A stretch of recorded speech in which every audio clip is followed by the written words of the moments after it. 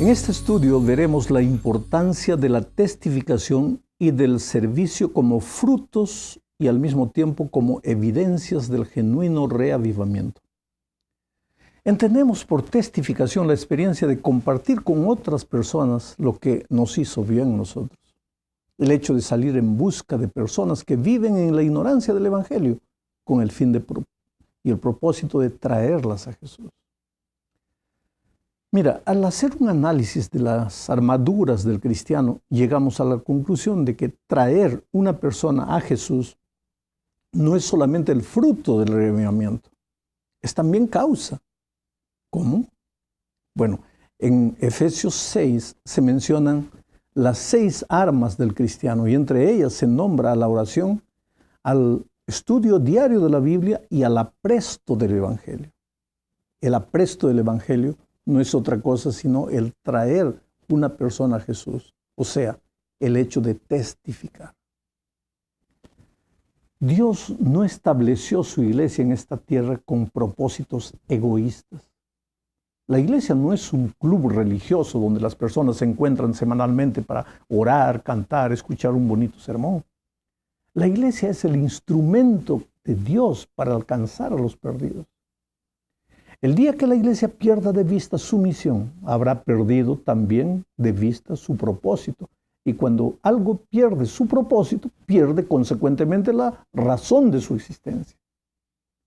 La Biblia está llena de desafíos misioneros presentados por Cristo a su iglesia en muchos lugares. A partir de Mateo 18 al 20, que voy a leer este desafío misionero de Jesús a su iglesia antes de partir. Y Jesús se acercó y les habló diciendo: toda potestad me es dada en el cielo y en la tierra. Por tanto, id y haced discípulos a todas las naciones, bautizándolos en el nombre del Padre y del Hijo y del Espíritu Santo, enseñándoles que guarden todas las cosas que yo os he mandado. Y he aquí yo estoy con vosotros todos los días hasta el fin del mundo.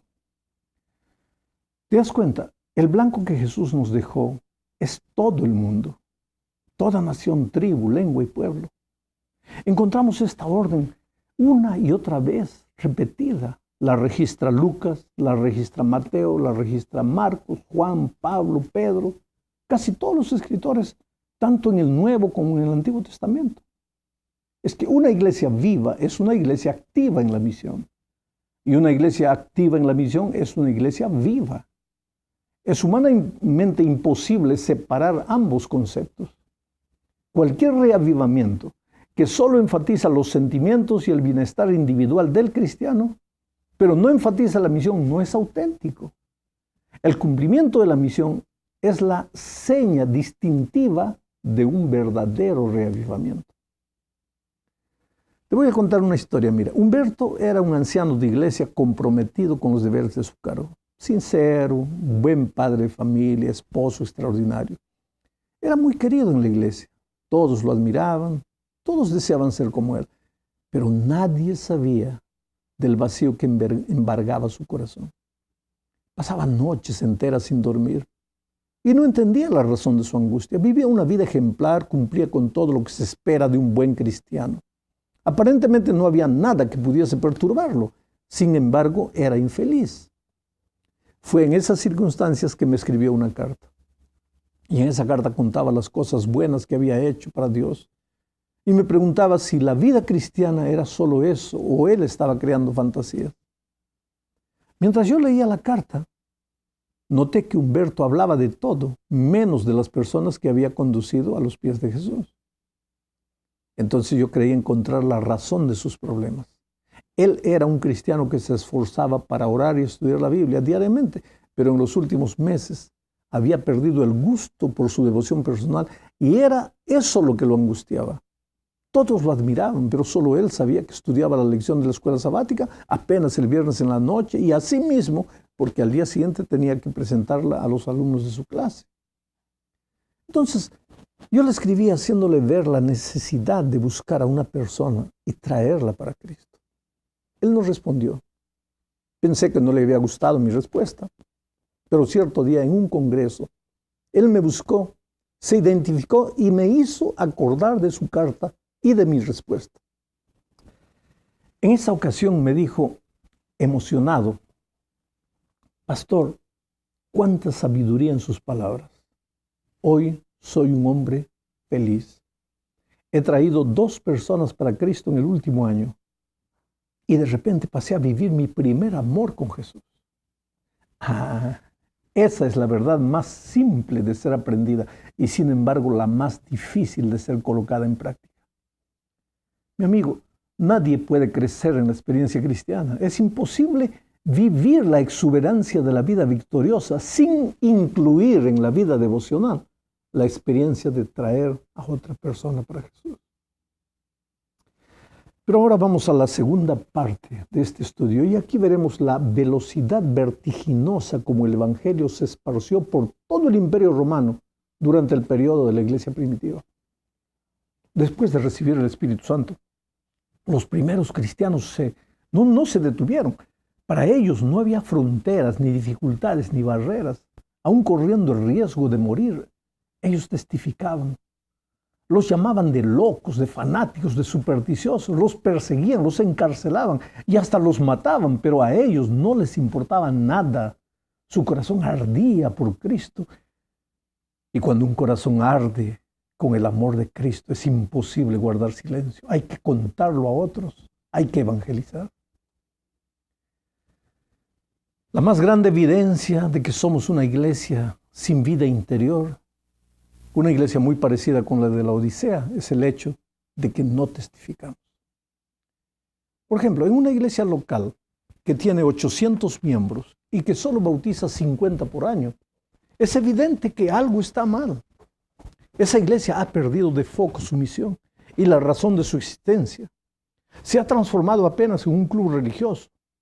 Puede ser que exteriormente todo vaya bien, los cultos son bonitos, nutritivos, hay buena música, un coro, una orquesta, en fin. Pero si no testifica, si no trae personas nuevas a Jesús, ha perdido el rumbo de su existencia. Se ha vuelto un propósito en sí.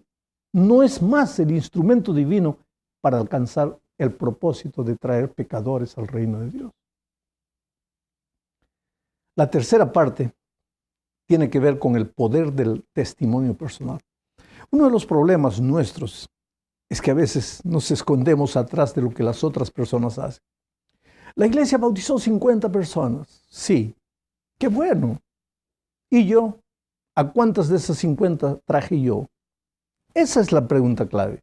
No lo que los otros hicieron, sino lo que yo, lleno del Espíritu de Dios, hice en favor de la salvación de las almas. Piensa en el caso de la mujer samaritana. Ella se encontró con Cristo y se olvidó del agua, se olvidó del balde, del pozo, de sus preconceptos, de todo. Y fue corriendo a la ciudad a contarle a los samaritanos cuán grandes cosas había hecho el Maestro por ella. Y ese testimonio personal nadie pudo refutar. Porque la doctrina puede ser contradicha.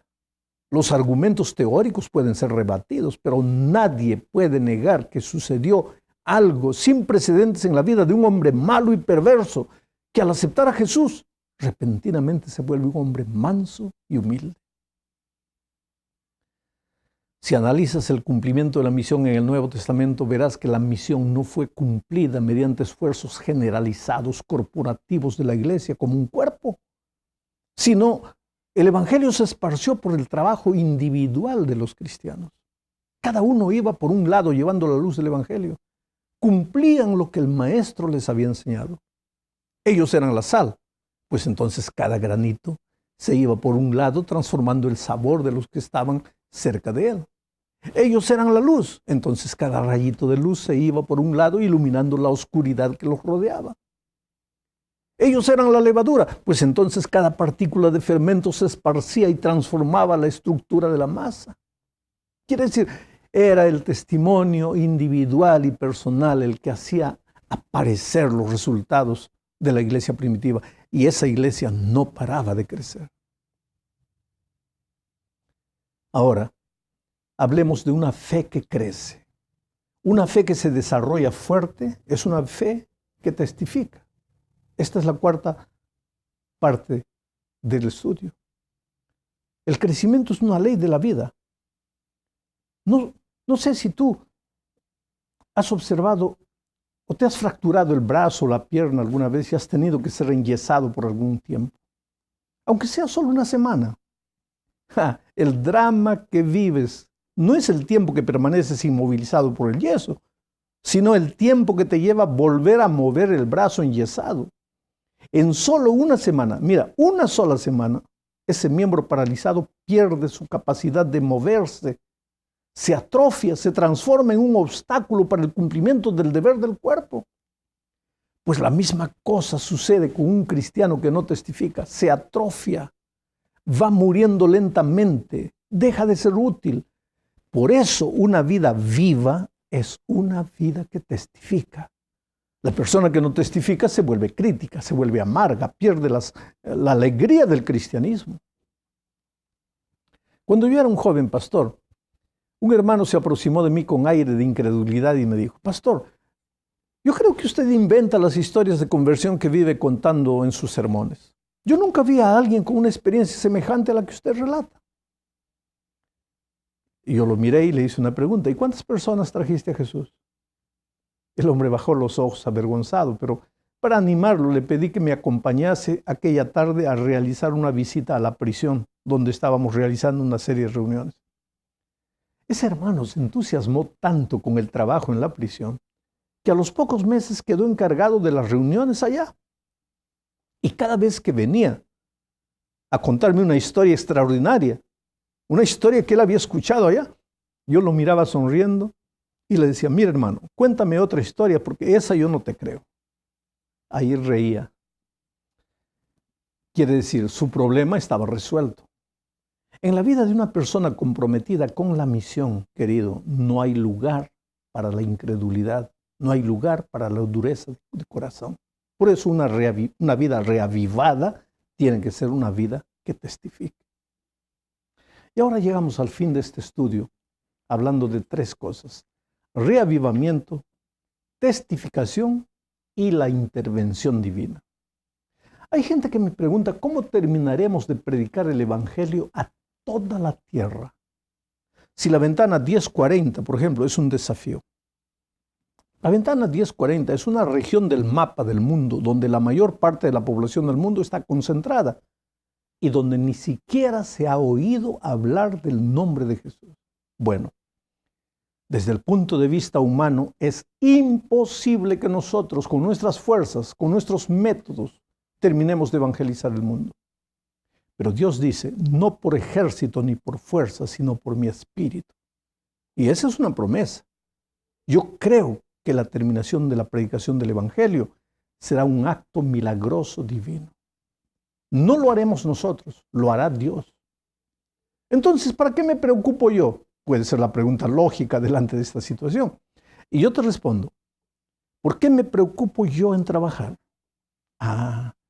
Cuando llegue el momento de la intervención divina y el mar rojo de las imposibilidades se abra para la predicación del Evangelio, yo quisiera ser la vara en las manos de Dios. Una de las experiencias más significativas de la intervención divina en el Nuevo Testamento es la experiencia de Felipe y del etíope. En esa historia todo es milagro, desde el llamado personal de Felipe mediante un ángel hasta el desaparecimiento milagroso del apóstol después del bautismo del eunuco. Todo es milagro y Dios está dispuesto a repetir esos grandes milagros de intervención divina para predicar el Evangelio hoy. Yo lo puedo ver todas las semanas en las cruzadas evangelísticas que realizo. Dios sigue trabajando hoy, como ayer, pero en el fin de los tiempos veremos cosas que ojo no vio ni oído vio. Tenlo por seguro, Dios hará maravillas. Cuando la iglesia experimente ese espíritu de reavivamiento y de reforma, se transformará en un nido de amor, en un panal de miel de abeja, y las personas serán atraídas. Y en un segundo el Evangelio será proclamado al mundo. Tenlo por seguro. Que Dios te bendiga.